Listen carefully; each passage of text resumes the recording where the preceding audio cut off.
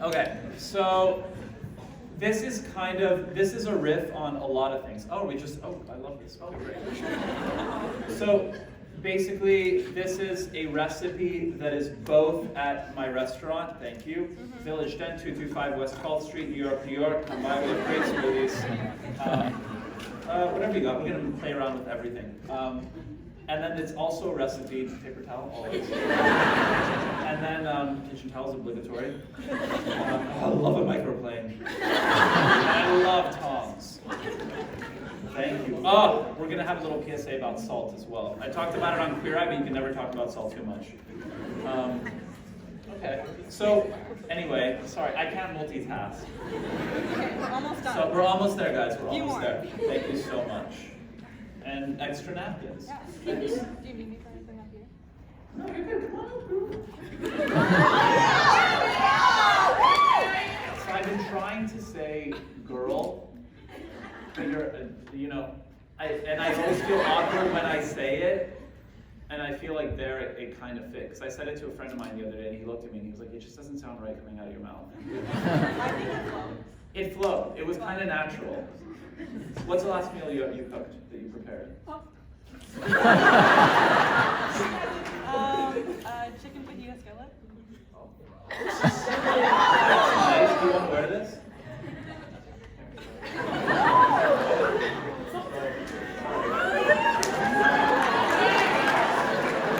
So, did you use raw chicken? And chicken breast with the thigh meat? I'm so proud of you. I'm proud of her too. So what did you put in it? This looks cute. Yeah, you're good. What did you put in it? I had red and green pepper, some onion. Red and green peppers, onion, because the green peppers are less expensive, but you don't want to just use them because they're kind of bitter, so you want to use the colorful ones, even though they're $3.99 a pound and $3.99. College students, I get it. I understand. Literally a canned tuna and frozen peas for 2 years of my life when I was in school. And then I had some Cajun sauce and Cajun sauce? Okay, I like that. Like a dry rub or like a wet sauce? like a wet sauce. And that serves as your, and did you put chili powder in there? Love that. Okay, so you made food recently. Okay, so this recipe, we have our, okay. Do you know what, well, I bet you do, but do you know what this is? Fennel. Pinocchio, if you're Italian. I'm not Italian, I just like to say it. So this is actually in the cookbook. I think I call it the, page 81. Thank you. What is it? Page 81 and 80. It's a winter citrus and fennel salad, right? So what I love about citrus is that like all fruit and veggies are not available year round. They're not always evergreen, but citrus is available. A lot of it comes from Florida. And this is a salad that I can kind of like make year round. I do not like licorice, but I love fennel.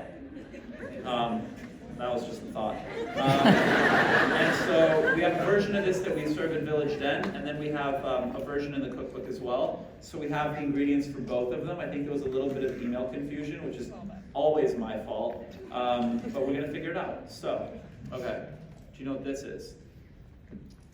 It cuts. It's a mandolin. It sure does. So it's a mandolin. Oh, I've never used this one before. This is like a, okay, so mandolins are they safe? Yes, if you use them carefully. Did I slice off half my thumb and I still have the scar to prove it? He does. When I was making, in a previous relationship, I decided that for his birthday I would make breakfast radish canapes on pumpernickel bread with creme fraiche. He did not ask for pumpernickel bread or radishes, but I think I was probably watching Martha Stewart, and I felt like I'm going to be that guy. And so I sliced part of my finger off, and but it's like a battle wound. It tells a good story, and then I'm able to talk about it here. So this comes down. Okay, the thing with fennel is it's a very dense vegetable that's actually in the celery family, and so you want to cut it really, really nice and thin. So You have really cute fingernails, so I'm not going to ask you to do this part. And so I'm just going to start. Don't worry, she's going to do lots. We'll get to the citrus. So using a mandolin, just be really careful with your fingers. If you get near the top, what's nice about the fennel, you can still use the top part to kind of like slice down. So we have these nice little thin slices. Fennel's also really nice roasted as well. And it's relatively inexpensive, and like one of these bulbs can feed like 3 to 4 people in a salad. Great, so that's enough. And I'm all about using, I also make a really big mess, so deal with that. Wait, you forgot. Just hold it. Okay. 3, 2, 1, boom.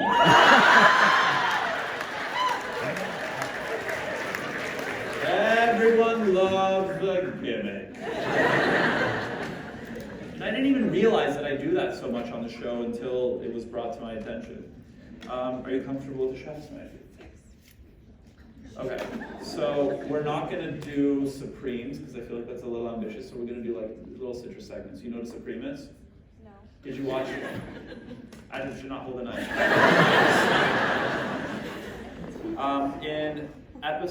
In season 1, episode 2, with Corey Waldrop, the cop, Okay. I made like a really simple, it was like an avocado grapefruit citrus salad, and you basically cut out just the flesh. Mm-hmm. You know what? Wait, let's make a supreme. We got all night. No one has to go anywhere. So I'm going to start with it just to show you how it's done. And the way that the grapefruit grew, it tells you exactly how it needs to be cut. We want to get rid of those little parts. So we just slice down, and you want to slice down until the flesh is basically exposed. So you keep on going. That's good enough. And then you go on the other side, and that's going to help you anchor it as well. So we have our skins. And then you lay it flat so that it's not rolling around, so that you're perfectly safe, and hold your knife firmly. If you hold it like this, a lot of people put their index finger, you're going to get exhausted really quick, and this guy's going to be very tired. So you actually have more control when you hold it like this. But if you want a lot of precision, you can actually use your index when you're using a paring knife. This is a lot of I information. remember that advice from an episode, though. I said that in an episode? Not that like I remember episodes or anything. The things we say sometimes when we forget. So then you basically just cut down, and you're just exposing all of the like wonderful flesh, and you want to get rid of the pith. Skins are really nice if you want to candy them or do whatever the hell you want with them, but the pith is really bitter and just really unnecessary. So you just kind of go down like this, exposing it all. Can you see that?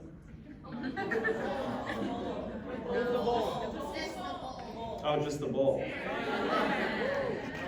We need Oh! I love how everyone's saying bowl, and I was like, what bowl? There's only one bowl. Never said I was good at figuring out what's going on. Okay, so we're going to go down like this. We're basically almost done, and you just want to get as much of the pith as possible, because you don't want those little bits in there. It's not pleasant. It's supposed to be a nice salad. You can use literally any citrus that you have. If you have blood oranges, clementines or tangerines make it a little harder, but oh yeah. Oh, for the mess afterwards? That was really insensitive of me, I apologize. Put me to work! Okay, so now we have this. Flip it over to the other side. Just get the last little bits. Do we have plates to eat from? We'll just eat it from the bowl, it's fine. Do we have forks? someone running to go get them. Someone, oh, all we need is 2 forks. We don't need plates, we can eat out of the bowl. Okay, so now you have this beautiful grapefruit. Oh, thank you so much. We're good. No, we're gonna share it easy, right? Yeah. So you go down one and you go down to the center, nice and slow. Okay. If you use a dull knife, you're more likely to hurt yourself. Sharp knives are actually a lot safer and a lot easier to control. Just be slow, don't rush it, and don't look out while you, don't do what I do. So then you have this beautiful little fleshy piece right here, and then you just put it in. I don't need you to plop it in like that. But, do you want to try it with one? Oh yeah. I washed my hands before. I didn't play with dogs, I swear. Yeah. So you just go, perfect. Yeah, there you go. Wow. Beautiful. Yes, Olivia. You're doing great.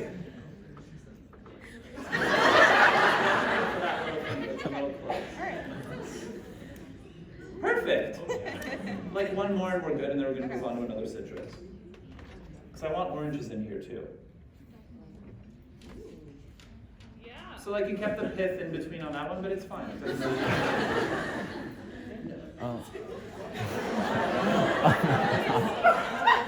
There sure was an audible intake of breath. So I'm going to do the same thing with the orange. And this one's going to be a little easier to do because we're just going to cut it into slices. And the orange is going to have a little bit more sweetness because there's more acidity in the grapefruit. Sharing a cutting board. So who did you make these fajitas for? Myself. Was it like a meal prep sitch where you like brought it to school after and like you kept it for a bit? Oh yeah, it used me for like 3 days. Good. You can chicken for 3 days after you cook it? The CDC says 2 to 3 days. What's the CDC? Asks the food and wine expert, restaurateur, cookbook author. I never pretended like I have all my shit figured out. It's not about, but it doesn't taste as good. I like some veggies I'm fine with, but if I cook something with garlic or onion, I try to consume it within 24 hours because it gets acrid and it's not really nice. Okay, so instead of doing little supremes with this because they're going to be a lot smaller, we don't have to be so precious about it, and we're just going to cut little slices. So I'm going to ask you to continue, and just please curl your fingers because you have really nice nails, and just nice and slow, and you can go down. And since you are using precision, you can put your next finger, or you can't. You do whatever the hell you want. Okay, so why I call this a Southern Italian salad in the cookbook, I just remembered what I called it, is because I discovered citrus with fennel and one of my favorite nuts, pistachios, when I was in southern Italy. They're crunchy, they're delicious. Yes, they're a little pricier, but Costco sells really big bags for cheap. Oh, if you buy big bags of nuts, put them in the freezer. They stay good a lot longer. Like pine nuts, which are like the price of gold these days. Keep them in your freezer and take them out, and then you can toast them up. These are beautiful and roasted. If you want to go really extra and you want them to be very crunchy, if you want to pistachio, if you're allergic to nuts, you wouldn't put your hand out. I'm slow, but I figured it out eventually. And so pistachios and citrus and fennel is actually like a very Italian thing and not something that I invented. So we put those in. And sorry, if you want to go extra, you can toast them up on a pan. Toast your nuts. It's very important. I know what it sounds like. A bit of olive oil and salt goes a long way. They get really nice and crunchy, and the oils come out. For how long do you toast them? I don't put them in the oven because I always burn them because I get distracted because of my ADHD. Just put it on the stove under like low medium heat until it gets nice golden brown and just watch it, especially pine nuts because they're finicky. They will burn and then you have to throw them out and you're like, oh, there's $10. And so now I like to use the little part that looks like dill of the fennel frond, and these, I assume, yeah, they've been rinsed. So you can just throw these in here for a little bit of like fresh green, like this. It's already starting to look cute.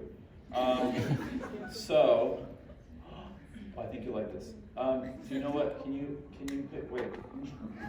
Yeah, we're good. Can you grab the bottle, the plastic bottle with the white lid? Can I speak English? Do you know what this is? Love. Not an endorsement for once in my life. This is awesome. It's chili powder, it's lime zest, and it's like other things. It's used in a lot of, there's some really awesome Mexican street food that you can get in New York where they put hot sauce with tajin. Tajin. My Spanish-speaking people, please help. Tajin. It is tajin, and I said tajin, and someone corrected me the other day and said it was tajin. Tajin is a very different thing. It's a Moroccan dish. Now I want tajin. Focus. And then you can put this on mango, on watermelon, on literally anything. At Village Den, we actually serve this over our version of the fennel salad. So let's try it. Let's see how you like it, and then you can decide if you want to put it on or not.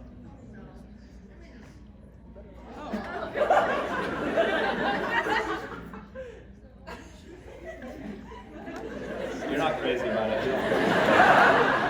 I want you to be excited about it. So we put the oranges in.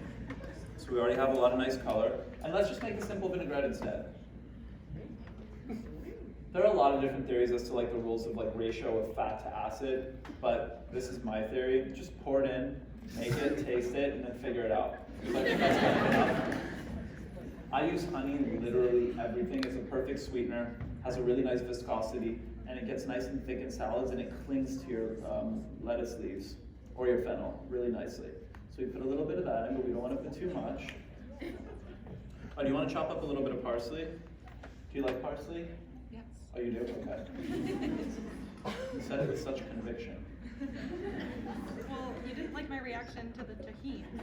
Because I wanted you to get excited about it. I'm not angry, I'm just passionate.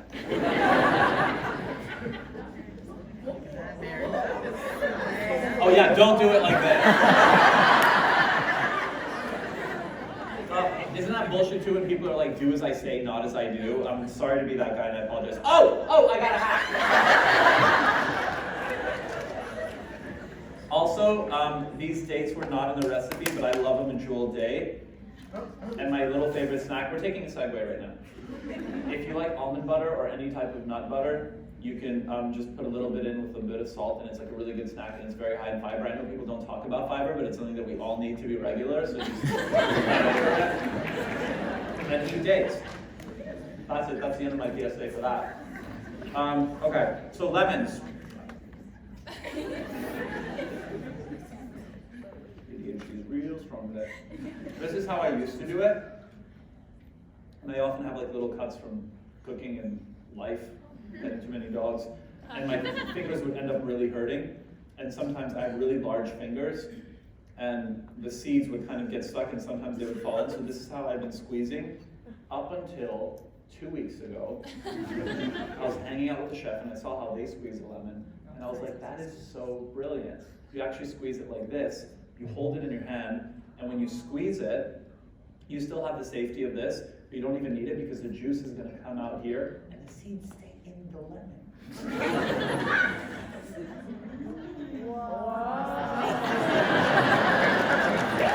I don't know if you guys are making fun of me, or this is genius, but I haven't been able to unsee it, and I go watch old food shows, like Discovery Channel's Great Chefs of the South, Great Chefs of the World, of the Caribbean, and I noticed that they all did it, but I never paid attention to it as a kid when I showed up at home from junior high in West Virginia, and my mother would be watching Oprah and making dinner for the family, but we would watch that show before.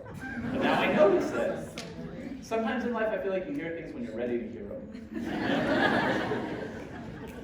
Okay, so we have lemon juice, we have our acid, we have our fat, we have our sweet, and then we're going to put our salt. Okay. Again, not an endorsement. There are two brands of flaked salt that I really love, Jacobson and Malden. And I learned about why I like flaked salt. Okay, so do you want to try it? Here, so you can just you can put your fingers in and grab like a couple of flakes. You're going home with this, it's really good. Okay, so notice how it's like a large flake of salt? Yeah. You know iodized salt when it's like a fine powder? Sorry. When you have like a fine powder, like a fine powdery salt, like you don't want to eat that because it's really weird. Flake salt is more pleasant. Do you know why? Salt, fat, acid, heat. Samin Nosrat, she's a legend. Check her out on Netflix.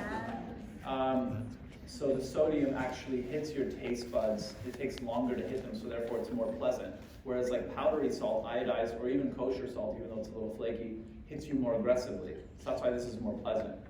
This is finishing salt. It's crunchy, it's flaky, it's textural. I add it to any salad, meat, literally anything. It's really good on desserts as well, especially on the lemon bar. Also, and so I am going to put a little bit in here. And this stuff is pricier, but you don't use it as often. And like one of these boxes for like a normal human being should last about 6 months. For me, it lasts like 3 weeks.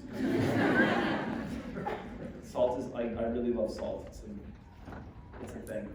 And where's our, then we have pepper.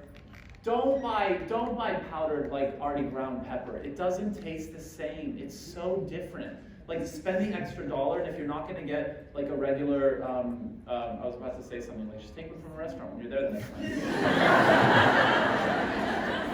Not about that. You can buy one and it's just like a regular grinder thing, and it's just, you can adjust it so that it's finer or so that it's like more coarse.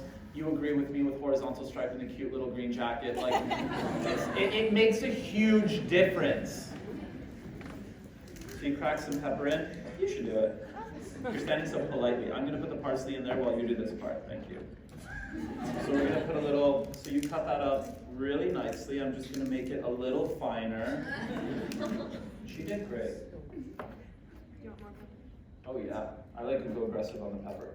Pepper's nice because it's not like a ghost pepper where it just kind of sticks and lingers for too long. It tends to go away. You know what I mean? When something is like really, like I'm a Polish white boy and I'm really sensitive to spice. But I really do love pepper. I think that's really nice. Okay. Let's just put the parsley in here so that it clings to everything. Do you know where I put the lid? Did I probably threw it away somewhere? Okay, great. Oh yeah, sorry. I just assumed that you could read my mind. So I apologize. I will work on it. You're doing great. Shake it up.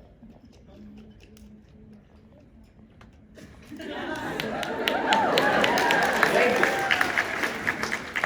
Oh, I just ate it. I was supposed to dip it in there. No self-control. Okay, let's see. And then you just try it, and then you see what it's like. It shouldn't be like mouth-puckering acidic, but it's nice and fatty from the oil. Oh, I think Ted taught me this. I, for a long time, was dressing my salads way too heavily, and it weighed it down, and it just made weird, salty salads. And what I realized is that if you actually put it along the edge of the bowl, a lot of it stays there. And then when you're mixing it, you can just kind of coat it along the side, and that's how it kind of... You know what? Maybe we want dates in there. Do you want dates? Do you love dates? I've never had a date. I get so excited by the randomest things. I'm like, okay, well then we should try one. I feel like we should try one. Wanna try one? It's really nice. Do you like caramel? Yeah. Caramel or chocolate? Yes! I don't think chocolate, but I really like caramel more. It's sweet, sticky, it's like toffee. Have you ever had date Not all I thought it molasses? was gonna be. We've already discussed the benefits of fiber, so we're good. And these freeze really well as well, and they can last for a really long time. So you want to remove the pit, and if you add blue cheese and some prosciutto and a Marco and almond, you literally have the first recipe from the cookbook. And then the inside part tends to be stickier and a little wetter, so you want to put it down. But when you dry them, oh, here's another tip. You put them in the fridge, they get a little more harder and easier to cut. You don't want to have an aggressive bite of a date, but you want to know that it's there. You know what I mean? So then you just kind of go down. You just make nice little thin slices. I wanted to use the chef's knife, it would have been quicker, but there's already parsley on it. And one is enough, because it's just about the bite, you know? It's just about the perfect bite. So that's great, and now we're gonna finish it with some finishing salt, if you wanna sprinkle that over. And a little more of this, why not? Fennel, you can go a little heavier, because it's not gonna wilt the way lettuce does. Beautiful! So you know that stupid, no, I shouldn't call it stupid. You know that whole Salt Bay thing? I know that it's silly, but the reason why he does have height over it is that you actually get to cover more surface area. Does he have to wear sunglasses while doing it? I don't know. But it is what it is, and I'm not here to judge. Live and let live. Wait, I want to make sure, no, because I need you to have like the perfect bite. Bear with me. It's just as exciting for you guys as it is for me. Grapefruit, orange, not the whole thing, and the date, and then we need a couple of pistachios. That's your bite. Isn't that nice? You have all of it. And this is legit cheap to make too. You can also swap it out for almonds. I got it all. Cheers.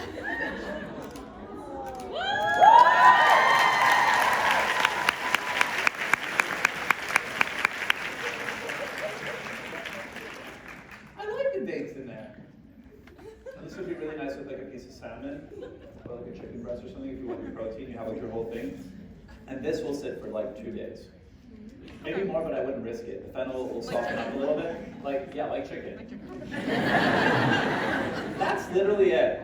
Cooking doesn't have to be complicated or intimidating or like, It's not rocket surgery. I know rocket surgery isn't a thing that exists. Thank you so much for coming and spending, what day was that? It's Wednesday. Thank you for coming and spending your Wednesday. And yeah, be kind to each other. I think that's important. And especially, I was thinking, someone was asking me, so I was working with Williams Sonoma, and I designed this like spatula for this thing called No Kid Hungry. And they wanted me to, and what's awesome because like you buy a spatula and it feeds 40 kids one meal, or like one kid 40 meals, however you choose to look at it. And they asked me to write a quote on it, and I started thinking, and I asked them about like how the foundation works, and they basically go to like elementary schools and like feeding kids who literally need food.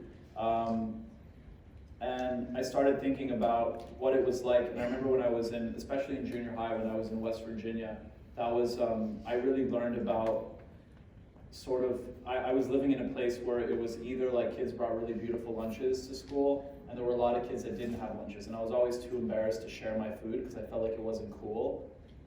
And I hate that I didn't do that. And I felt like some of those kids could have like really deserved kindness. So I try to like remind people now just to, like, college is fucking hard. You have like tuition. Are you happy with your major? Are your parents happy with your major? Probably not. Dealing with them over the holidays, like things are just stressful and hard. And just like remember to be nice to each other and like talk to the lonely people, because like we're really not meant to be alone on this earth. We're like those birds that like find each other and like stay, you know? Yeah. That was a bit of a stretch, but you know what I mean. Yeah, so that's all I got. Thank you so much for coming.